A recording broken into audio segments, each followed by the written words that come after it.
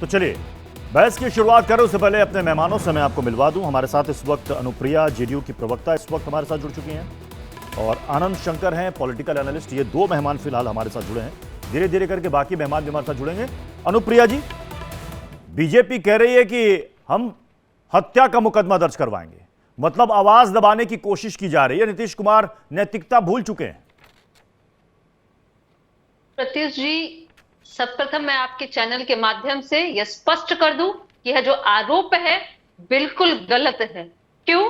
क्योंकि हम आपको प्रूफ भी देंगे कि बीजेपी के कार्यकर्ता जिनकी आज मृत्यु हो गई है, पहले मैं उनको नमन करती हूँ, उनकी हत्या बिल्कुल नहीं हुई है और उनकी मृत्यु लाठीचार्ज से नहीं हुई है। ये हमारे पास में वीडियो भी अवेलेबल है कि उनके साथ में आए हुए जहानाबाद के अन्य कार्यकर्ता जो पटना आए थे, उन्होंने पुष्टि की है कि आंदोलन से पहले बीजेपी जो लाठीचार्ज हो रही थी, बीजेपी जब निकली थी यात्रा में, उसके पहले बीजेपी कार्यकर्ताओं के बीच में भगदड़ मची है जिसमें वो गिरे हैं और उनकी मृत्यु हुई है। ये बीजेपी का असली चेहरा यह है जिसको हम हमेशा कहते हैं कि बीजेपी मतलब बड़का झूठा पार्टी। ये झूठ पे और मौत की राजनीति करती है।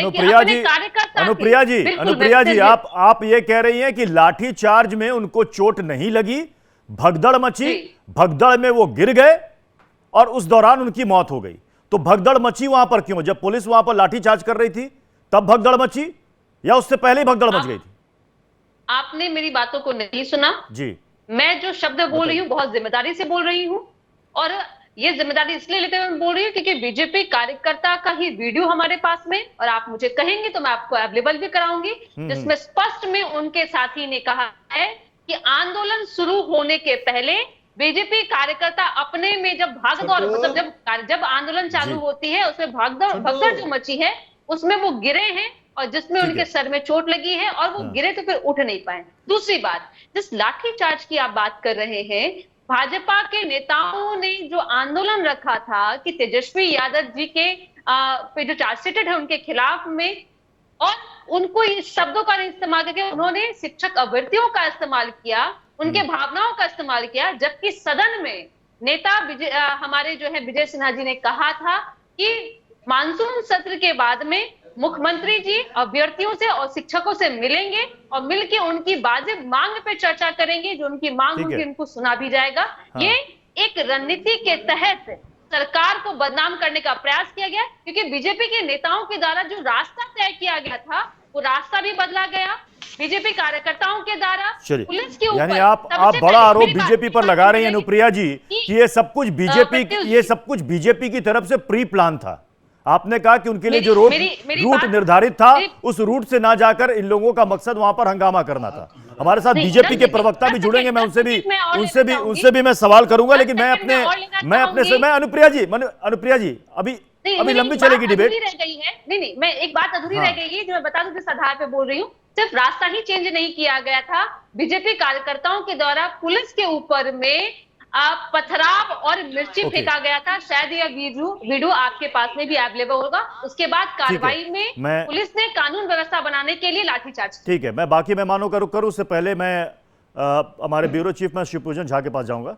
शिवपूजन, जो बात अनुप्रिया कह रही हैं, सबसे पहली बात तो ये खंडन कर रही है कि लाठीचार्ज में उनकी मौत नहीं हुई है, भगदड़ की वजह से गिरने से उनकी मौत हुई है, और बीजेपी के लिए जो रूट निर्धारित था बीजेपी ने उसको छोड़ा, दूसरे रूट से जा रही थी, हंगामा करना उनका पहले से मकसद था।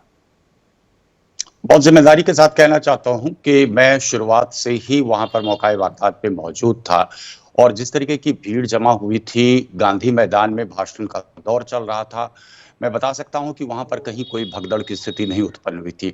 दो अलग अलग रास्ते से भाजपा कार्यकर्ता पहुंचना शुरू हुए डाक बंगला चौराहा पर, जहां पर जबरदस्त बैरिकेडिंग की गई थी। पहले से वहां पर वज्रबाण लगाए गए थे, वाटर कैनन की पूरी तैनाती हो गई थी। तकरीबन 20 से 25 कार्यकर्ता, और मेरे आंख के सामने की ये घटना है क्योंकि हम सबसे पहले पहुंचने वाले में से थे, हमारे आंख के सामने की ये घटना है। 20 से 25 कार्यकर्ता नारेबाजी करते हुए बैरिकेड के पास पहुंचे थे और बैरिकेड की दूसरी तरफ से पुलिस वाले लगातार उन पर लाठी डंडे से प्रहार कर रहे थे।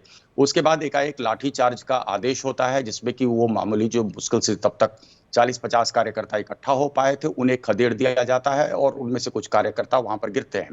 उसके बाद फिर कार्यकर्ताओं का हुजूम धीरे धीरे वहां पर बढ़ना शुरू होता। लगातार इस दौरान वाटर कैनन चलाया जा रहा था और हमारी लाइव रिपोर्टिंग में वो सारी तस्वीर कैद हो रही थी।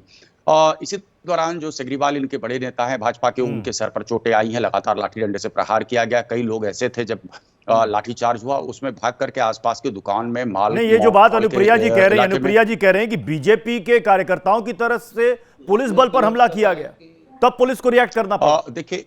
देखिए ब्रूट फोर्स पुलिस की तरफ से इस्तेमाल किया गया, इतना एक्सेसिव फोर्स की आवश्यकता नहीं थी जितने टीयर गैस शेल्स फायर किए गए। मैं शुरुआती दौर की ही बात कर रहा हूं, बाद में तो जब कार्यकर्ताओं की भीड़, पूरा हुजूम बहुत ज्यादा हो गया तो उसके तितर बितर करने के लिए शायद उस तरीके के फोर्स की आवश्यकता थी। लेकिन यहाँ पर पुलिस की बर्बरता वो दिखी है, जिस तरीके से जो शख्स जमीन पे गिर गया है उसके ऊपर भी लाठियां चटकाई गई हैं, वो बहुत कुछ बयां कर रहा है। और जो जदयू की हमारी प्रवक्ता हैं शायद वो घटनास्थल पर मौजूद नहीं थी, सुनी सुनाई बात पे शायद वो यकीन कर रही हैं। और भगदड़ की स्थिति कहीं से भी रिपोर्टेड नहीं थी। भगदड़ की और हम वो स्थिति तस्वीर भी दिखा रहे हैं, बीजेपी के सांसद हैं जनार्दन सिंह सिग्रीवाल, बीजेपी के सीनियर नेताओं में इनकी गिनती होती है। और ये देखिए जब पुलिस लाठीचार्ज कर रही है तो उनको भी नहीं बख्शा जा रहा है। हालांकि अब सरकार की तरफ से या पुलिस प्रशासन की तरफ से कहा जाएगा कि भाई अगर आंदोलन में शामिल है तो ये नहीं देखा जाता कि वहां पर कौन सांसद है कौन आम कार्यकर्ता है, वो तो भीड़ की शक्ल में होते हैं। इसलिए ये देखिए तस्वीर वो भी हम आपको दिखा रहे हैं, जनार्दन सिंह सिग्रीवाल जिनको Y+ की सिक्योरिटी मिली हुई है और वहां पर उन पर लाठियां भी बरस रही हैं। मैं ऋषि मिश्रा जी आपके पास आ रहा हूं, क्या इस तस्वीरों को देखकर आप कहेंगे कि ये ठीक है? प्रोटेस्ट हो रहा था तो प्रोटेस्ट से पुलिस इसी तरीके से निपटेगी, यही एकमात्र तरीका है प्रदर्शनकारियों से निपटने का? देखिए बिल्कुल सही नहीं है। जो आज राज्य के राजधानी पटना में जिस प्रकार से घटना हुई है वो बिल्कुल निंदनीय है। और भाजपा के कार्यकर्ता का जिस प्रकार से मौत हुआ है ये कहीं न कहीं पुलिस प्रशासन पे सवाल उठाती है। लेकिन देखिए जिन दो मुद्दों को लेकर क्या कहते हैं आज जो बीजेपी आंदोलन कर रही थी उनको समझने की जरूरत है। भ्रष्टाचार और जो शिक्षक का जो मुद्दा है उसको लेकर आज भाजपा प्रदर्शन कर रही थी। मेरा सवाल भाजपा और जेडीयू दोनों से है, जब सुशील मोदी जी डिप्टी सीएम थे तो इसी मुद्दे पर सुशील मोदी जी का जो स्टैंड था कि यदि भगवान भी आ जाए धरती पे फिर भी हम शिक्षकों को जो है वेतनमान और राजकर्मी का दर्जा नहीं देंगे। आज वही सुशील मोदी और उनकी पार्टी जो है शिक्षकों के उसी डिमांड को लेकर आज सड़क पे है। दूसरी तरफ तेज प्रताप की बात, चार्जशीट दाखिल उन पे हुआ है। मेरा तेजस्वी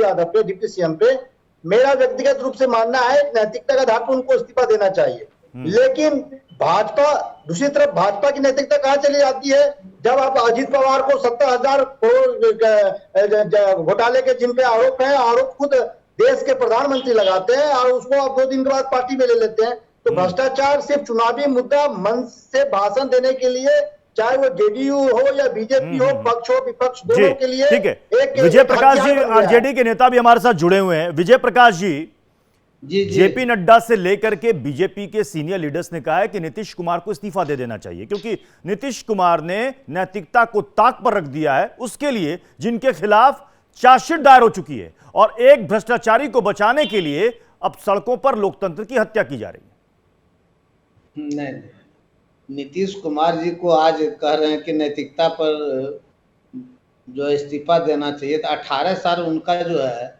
कुर्ता का पूछ पकड़कर क्यों जो है नैया पार लगा रहे थे भारतीय जनता पार्टी के लोग, आज वो जो है नैतिकता के दुहाई देने लगे हैं भारतीय जनता पार्टी। ठीक अभी ऋषि मिश्रा जी बोल रहे थे कि आपके यहाँ जाए तो सभी वॉशिंग पाउडर से जो है धुला जाता है, साफ सुथरा हो जाता है और विपक्ष में जो रहते हैं उन पर जो है आपको मालूम होगा कि माननीय तेजस्वी यादव जी पर आज से 2 साल पहले जब 17-18 में जब यही इल्जाम लगा था तो उस समय 9,000 करोड़ का लगा था और इस बार पुनः मात्र जो है 700 करोड़ का इल्जाम लगाया गया। तो आप पहले अपने एजेंसियों को पहले पूछिए कि कौन सा सही है इल्जाम लगाना। ये अब जो है लेकिन विजय प्रकाश जी पिछली बार जब महागठबंधन से नीतीश कुमार अलग हुए थे तो वजह यही थी जिसमें नीतीश कुमार तेजस्वी यादव से कह रहे थे कि भाई इस पर सफाई आपको देनी पड़ेगी, आप पर गंभीर आरोप लगे हैं। ऐसे में हम साथ नहीं रह सकते, उन्होंने गठबंधन से किनारा कर लिया था। तो यही बात तो माननीय नीतीश कुमार जी पूछ रहे हैं भारतीय जनता पार्टी से। हाँ, कि जो है 17 में हम उनको छोड़े थे, बोले हाँ, थे कि इतने बड़े घोटालेबाज हाँ, हैं, हाँ। तो आज तक क्या किए, क्या फलाफल निकला है, इसका तो कुछ सबूत दीजिए। चलिए, बीजेपी के प्रवक्ता विनोद शर्मा भी सुन रहे हैं। विनोद शर्मा जी, ये जमीन के नौकरी के बदले जमीन का ये मामला ये आज का नहीं है, ये काफी पुराना, और लोग देखकर सुन रहे हैं। और इस बीच बिहार की जनता ने बिहार में इसकी वजह से सत्ता परिवर्तन भी देख लिया। उस वक्त यही नीतीश कुमार थे, यही महागठबंधन था, यही तेजस्वी यादव थे। नीतीश कुमार वहां से छोड़ करके आपके पास आ गए तो बोले ना ना एकदम सही, ये तो सुशासन बाबू है। जैसे ही आपसे पाला छुड़ाया कहते हैं अरे ये तो जंगल राज है। ये डबल स्टैंडर्ड क्यों? देखिए सच्चाई सामने है। हम अभी आपने चर्चा किया कि हमारे आदरणीय मुख्यमंत्री नीतीश कुमार जी ने जब 17 में साथ छोड़ा था राजद का, तेजस्वी जी का, उस समय उन्होंने स्पष्ट रूप से कहा था कि आप हिसाब दीजिए जनता के डोमेन में जाके कि आपने इतनी संपत्ति कहां से अर्जित की, पब्लिक में बताइए, नहीं तो हम साथ छोड़ देंगे। और उसी को आधार बना के उन्होंने साथ छोड़ा था। अभी न्यायालय में मामला चल रहा है, अभी भी जांच हो रही है, अभी भी सबूत जुटाए जा रहे हैं। सब लोग जानता है कि न्यायिक कार्य में काफी विलंब होते हैं, एक दिन में कोई न्यायालय निर्णय नहीं दे देता है। तो अभी तो चल रहा है, जांच चल रहा है, अभी साक्ष्य जुटाए जा रहे हैं और न्यायालय तय करेगा कि आप दोषी है कि नहीं दोषी है। तो मुख्यमंत्री ने कैसे तय कर लिया कि दोषी नहीं है? ये तो जनता पूछ रही है बिहार की, तो कि आखिर तेजस्वी जी निर्दोष कैसे हो गए? ये तो जवाब इनके पास नहीं है। और सच्चाई है कि नीतीश कुमार जी अपनी सुविधा के अनुसार से राजनीति करते रहे हैं। वो अपने को सुशासन बाबू, देखिए अच्छा काम हुआ, अभी भी हम कहते हैं हमारे साथ रहे, लगातार बिहार का विकास हुआ। हम बड़ा पार्टी होते हुए भी उनको मौका दिया, बिहार के विकास के लिए त्याग किया भाजपा ने और उनको बार बार मौका दिया है। काम अच्छा हुआ, इसमें कहाँ ऑब्जेक्शन है। लेकिन ये सच्चाई है कि मुख्यमंत्री ने ही आरोप लगाया था और आदरणीय ललन बाबू जो राष्ट्रीय अध्यक्ष उनके, उन्होंने सबूत दिए थे, उसी आधार पर केस किए गए थे। लेकिन आज वो जवाब नहीं दे पा रहे हैं और मुख्यमंत्री जी के राष्ट्रीय अध्यक्ष भी जवाब नहीं दे पाते हैं कि आखिर इतनी समस्या कैसे हो रही है बार बार। और ये बहाना ढूंढ रहे हैं, प्रधानमंत्री की उम्मीदवारी को लेकर हमारा साथ छोड़े थे, हमारे ऊपर तो अरे आप नहीं था। प्रधानमंत्री जी के बारे में बोलिए ना, 10 दिन पहले जो बताए थे, एक आरोप भी लगा थे, फिर गलबहिया क्यों कर लिए? आप क्यों नहीं घोषणा करवा देते हैं कि नीतीश कुमार अगले प्रधानमंत्री होंगे? प्रधानमंत्री तो दूर की बात है, उम्मीदवार भी घोषणा होता तो बिहार वासियों को खुशी होती कि हमारा कोई उम्मीदवार बना है। तो ठगा महसूस कर रहे हैं। लालू जी ने सोनिया जी का नाम लेके हमारा साथ छोड़वाया था, लेकिन क्यों नहीं कांग्रेस पर राजद दबाव बनाती है कि मुख्यमंत्री नीतीश कुमार जी को उम्मीदवार कम से कम घोषित कर दे?